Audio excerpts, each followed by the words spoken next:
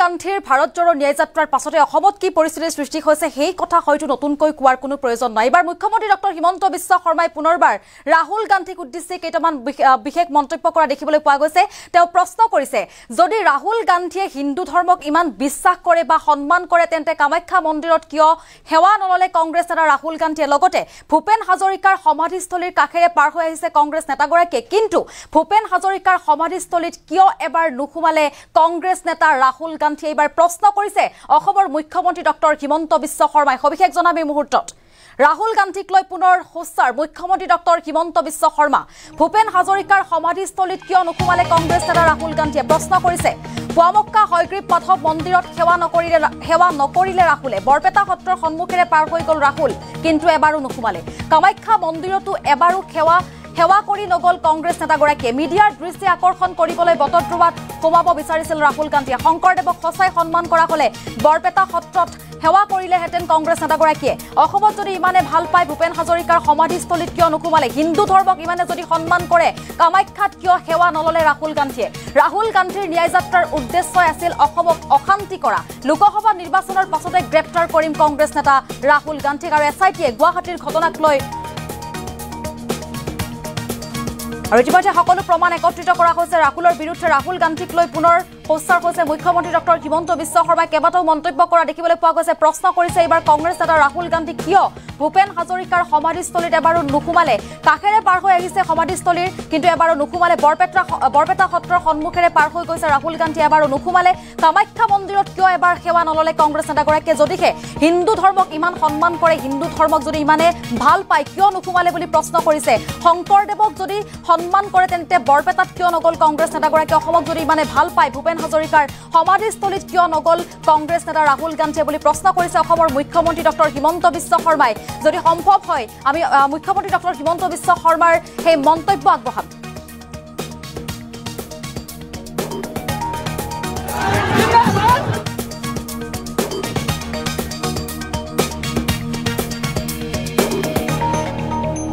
মই দুটা তিনিটা প্ৰশ্ন কংগ্ৰেছ দলক কৰিব খুজিম। সিদিনাখন বটদ্ৰৱাত সোমাবৰ কাৰণে তেওঁলোকে ইমান হুলস্থুল কৰিলে, কিন্তু ৰাহুল গান্ধী ডাঙৰীয়া গুৱাহাটীৰ পৰা ভূপেন হাজৰিকাৰ সমাধিৰ সন্মুখেদি পাৰ হৈ গ'ল। তেওঁতো ভূপেন হাজৰিকাৰ সমাধিত 1 মিনিটো নৰখিলে। সেই ৰাহুল গান্ধীয়ে হাজোৰ পুৱামক্কা আৰু হয়গ্ৰীৱ মাধৱ মন্দিৰ দি পাৰ হৈ গ'ল। তেওঁতো তাত 1 মিনিট সময় নৰখিলে। সেই ৰাহুল গান্ধী বৰপেটা সত্ৰৰ সন্মুখেদি পাৰ হৈ গ'ল। বৰপেটা সত্ৰতো 1 মিনিট সময় নৰখিলে। কামাখ্যা মন্দিৰতো নৰখিলে। তাৰমানে গোটেই ঘটনাটো মিডিয়াৰ দৃষ্টি আকৰ্ষণ আৰু অসমখনক অশান্ত কৰাৰ বাদে কি আছে? যদি মহাপুৰুষ শ্ৰীমন্ত শংকৰদেৱক সঁচাকৈয়ে তেখেতে শ্ৰদ্ধা কৰে, বৰপেটা সত্ৰ শ্ৰীমন্ত শংকৰদেৱে পাতিছিল। পাটবাউসীত শংকৰদেৱ আছিলে। যাওঁতেতো সেই সত্ৰ দুখনত সোমাই যাব পাৰিলেহেঁতেন। যদি তেওঁ অসমক ইমানে ভাল পায় ভূপেন হাজৰিকাৰ সমাধিত খন্তেক ৰৈ শ্ৰদ্ধা সুমন আগবঢ়াই থৈ যাব পাৰিলেহেঁতেন। যদি সঁচাকৈয়ে তেওঁ হিন্দু ধৰ্মক ইমান বিশ্বাস কৰে মা কামাখ্যা মন্দিৰতো কালি 1 মিনিট সময় সোমাই যাব পাৰিলেহেঁতেন। গতিকে ধৰ্মক লৈ বা কোনো গোটেই উদ্দেশ্যটো আছিল অসমত অশান্তি সৃষ্টি কৰা। আজি এতিয়া আমি বিফল কৰিলো। এতিয়া তেওঁ ধুবুৰীত যি ন্যায় যাত্ৰা কৰে কৰি থাকক, তাৰ মোৰ কোনো আপত্তি নাই। এৰেষ্ট আমি লোকসভা ইলেকশ্যনৰ পিছত কৰিম। এতিয়া কৰিলে মানুহে আৰু পলিটিকেল এটা পলিটিচাইজ হ'ব।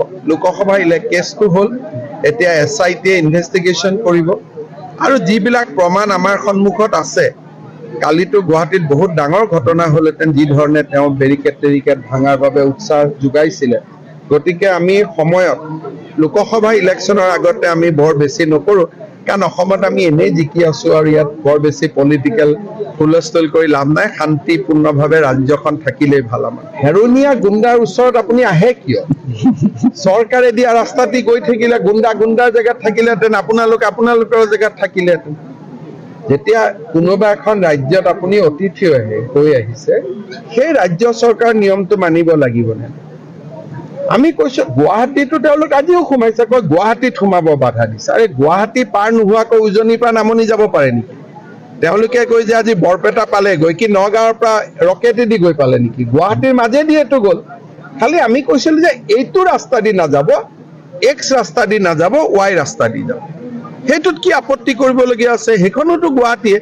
এতিয়া গুৱাহাটী সোমাব আমাক বাধা দিছে। আৰে গুৱাহাটী যদি আপোনালোক নোসোমালে তেতিয়া নগাঁৱৰ পৰা আপোনালোকে বৰপেটা কি ৰকেট লঞ্চাৰ দি গৈ পালে নেকি? এনেকে অদ্ভুত কথা কৈ থাকিব নালাগে। আৰু এই অদ্ভুত কথাবিলাকৰ জৰিয়তে সস্তীয়া ৰাজনীতি কৰিলে বহুত দীঘলীয়া ফলাফল মন্তব্য যেটো ৰাহুল গান্ধীৰ বিৰুদ্ধে গোচৰ ৰুজু কৰা হৈছিল অসমত ৰাহুল গান্ধী গ্ৰেপ্তাৰ কৰিম বুলি অসমৰ মুখ্যমন্ত্ৰী ডক্টৰ হিমন্ত বিশ্ব শৰ্মাই ইতিমধ্যে মন্তব্য কৰিছে। তাক লৈ আজি সেই সন্দৰ্ভতো আজি সংবাদ মাধ্যমৰ আগত মন্তব্য কৰা দেখিবলৈ পোৱা গৈছে। লগতে আজিৰ দিনটোত কংগ্ৰেছ নেতা ৰাহুল গান্ধীক উদ্দেশ্যি কেইটামান প্ৰশ্ন কৰিছে মুখ্যমন্ত্ৰী ডক্টৰ হিমন্ত বিশ্ব শৰ্মাই, যিটো ৰাহুল গান্ধীয়ে হিন্দু ধৰ্মক সন্মান কৰা বুলি মন্তব্য কৰিছিল। বিলাসীপাৰাত উপস্থিত হৈ মন্তব্য কৰিছিল। হালুৱাটিঙত উপস্থিত হৈ ৰাহুল গান্ধীয়ে কৈছিল যে হিন্দু ধৰ্মক মই খুবেই ভাল পাওঁ, হিন্দু ধৰ্মক মই সন্মান কৰোঁ। কিন্তু আজি মুখ্যমন্ত্ৰীগৰাকীয়ে প্ৰশ্ন কৰিছে, যদি হিন্দু ধৰ্মক ৰাহুল গান্ধীয়ে ভাল পায়, যদি হিন্দু ধৰ্মক ৰাহুল গান্ধীয়ে সন্মান কৰে, তেন্তে কামাখ্যা মন্দিৰত এবাৰ কিয় নোসোমালে?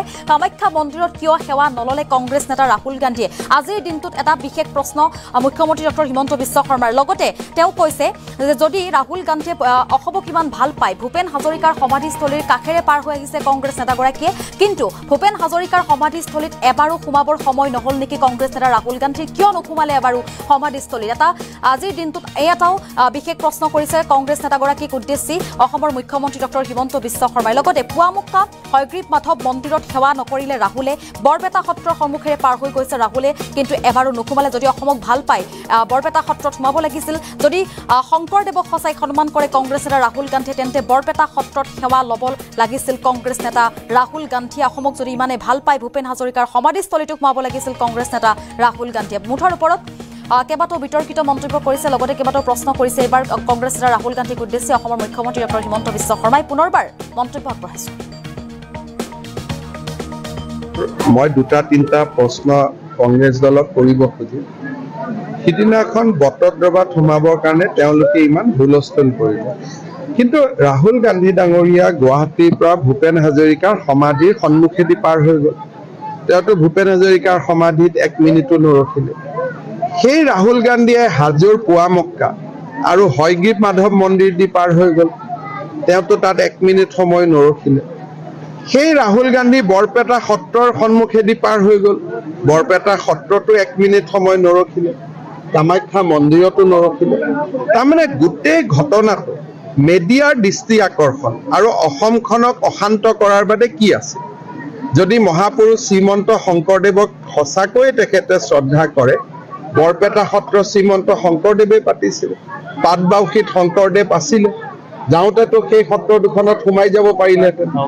যদি তেওঁ অসমক ইমানে ভাল পায়, ভূপেন হাজৰিকাৰ সমাধিত খন্তেক ৰৈ শ্ৰদ্ধা সুমন আগবঢ়াই থৈ যাব পাৰিলেহেঁতেন। যদি সঁচাকৈয়ে তেওঁ হিন্দু ধৰ্মক ইমান বিশ্বাস কৰে, মা কামাখ্যা মন্দিৰতো কালি 1 মিনিট সময় সোমাই যাব পাৰিলেহেঁতেন। গতিকে ধৰ্মক লৈ বা কোনো গোটেই উদ্দেশ্যটো আছিল অসমত অশান্তি সৃষ্টি কৰা। আজি এতিয়া আমি বিফল কৰিলো। এতিয়া তেওঁ ধুবুৰীত যি ন্যায় যাত্ৰা কৰে কৰি থাকক, তাৰ মোৰ কোনো আপত্তি নাই। এৰেষ্ট আমি লোকসভা ইলেকশ্যনৰ পিছত কৰিম। এতিয়া কৰিলে মানুহে আৰু পলিটিকেল এটা পলিটিচাইজ হ'ব। লোকসভা কেছটো হ'ল, এতিয়া SIT ইনভেষ্টিগেশ্যন কৰিব আৰু যিবিলাক প্ৰমাণ আমাৰ সন্মুখত আছে। কালিতো গুৱাহাটীত বহুত ডাঙৰ ঘটনা হ'লহেঁতেন, যি ধৰণে তেওঁ বেৰিকেড ভাঙাৰ বাবে উৎসাহ যোগাইছিলে। গতিকে আমি সময়ত লোকসভা ইলেকশ্যনৰ আগতে আমি বৰ বেছি নকৰোঁ, কাৰণ অসমত আমি এনেই জিকি আছোঁ আৰু ইয়াত বৰ বেছি পলিটিকেল হুলস্থুল কৰি লাভ নাই। শান্তিপূৰ্ণভাৱে ৰাজ্যখন থাকিলেই ভাল। আমাৰ হেৰুনীয়া গুণ্ডাৰ ওচৰত আপুনি আহে কিয়? চৰকাৰে দিয়া ৰাস্তাটি গৈ থাকিলে গুণ্ডাৰ জেগাত থাকিলেহেঁতেন, আপোনালোকৰ জেগাত থাকিলেহেঁতেন।